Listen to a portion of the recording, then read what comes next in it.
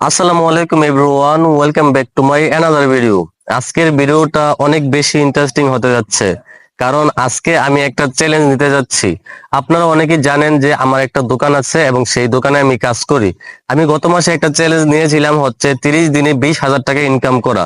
আলহামদুলিল্লাহ, আমি আমার সেই চ্যালেঞ্জটা কমপ্লিট করতে পেরেছি। এখন আমি আরেকটা চ্যালেঞ্জ নিতে যাচ্ছি। সেই চ্যালেঞ্জটা হচ্ছে আমার ছোট্ট এই দোকান থেকে 30 দিনে 60,000 টাকা সেল জেনারেট করতে হবে।